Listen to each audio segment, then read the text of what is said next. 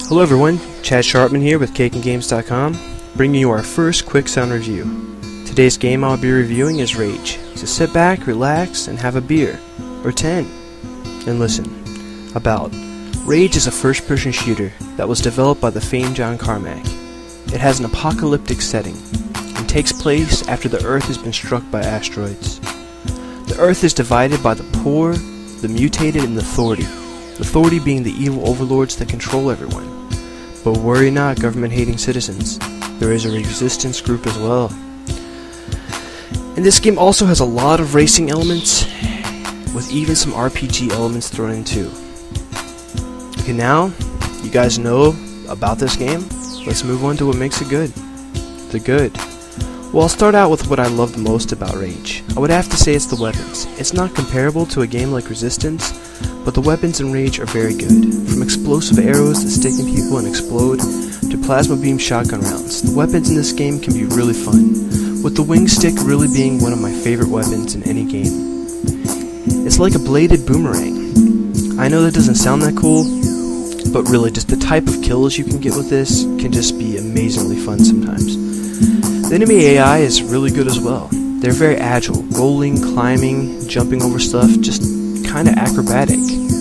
Not like your normal AI of just run, hide, and shoot. They can really be a blast to play. The story and setting are kind of cool too, just to think of how the Earth would be after an asteroid is struck.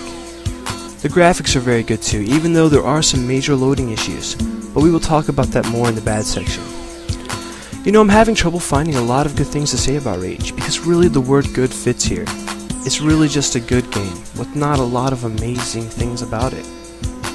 Now let's move on to everyone's favorite, the bad section. Bad. Well, like I just mentioned, the graphics in Rage are good, but they load so slow. In some parts of the game, you just move your head back and forth and the textures have to reload again. Really, it can be too much at times. Its mega textures are mega slow, and I would much have rather had just lower textures that didn't have the loading problems. It really can draw you out of the experience and the game itself altogether. The story in this game was cool, but they really failed to do much with it. It felt like these poor towns in the desert. I never really felt I realized the world had almost ended. It almost felt like the first 3 chapters of a game stretched out, because not much happens in the story, and it's just not a very in-depth story at all. Next, I would have to say the driving. Though it was fun at times, it felt kind of tacked on, with no first-person view, and just some racing and shooting a few enemy vehicles between different areas in the game. I really felt they should have done more with the driving / first-person shooter comboed in this game. The quality between the two is a lot different as well. You can really tell that they focused more on the first-person shooting part of this game. Next, the autosave. The autosaving is just lame. The game barely autosaves. It saves you in the beginning of a level or the beginning of a town. So take my advice, guys, constantly manually save in this game, because if you die, you're going to have to restart the whole level over again, and it can truly just be annoying as hell. So, you know, and that's just kind of ridiculous in modern day gaming that you have to manually save as much as Rage makes you do. It can really just be so annoying. But those are my biggest complaints about the game. Let's move on to what was most hype about this game, the graphics. I'm going to give the graphics an 8.9 out of 10. Though they were good, it really can be an eyesore most of the game with the memory problems. The sound. Well, the sound was good, but nothing that I noticed was too bad or too great though. I would really just have to say kind of an average sounding game. 8 out of 10. The gameplay.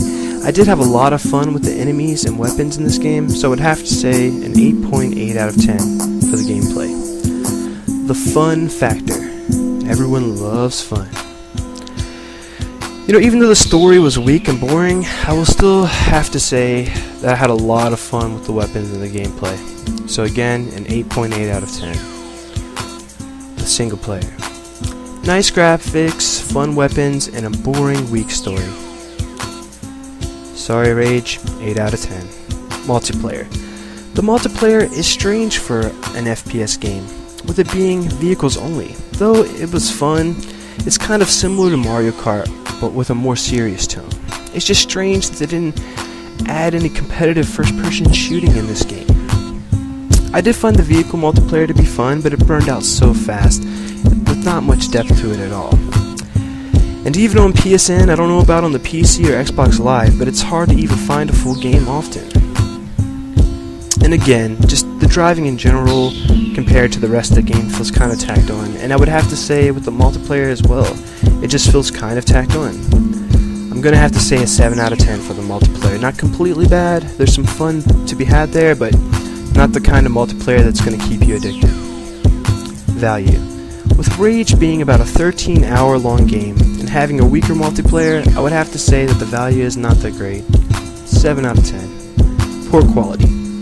The PS3 and 360 versions are basically the same, with the PS3 version having a better frame rate at times, and the 360 version having slightly better textures and streaming those textures better. So maybe the 360 version has a little bit less loading problems, but also the 360 version is on 3 discs. A lot of people, they don't care about that, but some people, they would rather just have the one Blu-ray disc, so that's something to think about. And of course, the PC probably being the best choice of all 3. Overall, Rage is a good game, but I really can't say it's a great game. It's definitely worth playing, but it's just a good game that had way too much hype surrounding it. Look more into the shooting and the guns and the enemies, you know, like I said, they're really fun to fight against, and decide if you want to play this game. I'm going to give it a solid 8 out of 10. Okay guys, thanks for listening to my review, and leave me some comments letting me know if you agreed with me, if you don't, if you hate me, if I'm awesome. Hopefully I'm awesome. And if you like the new Quick Sound reviews. If you guys like these kind of reviews, we'll be doing more of them. Yeah, so let me know in the comment section. Until next time guys, see ya.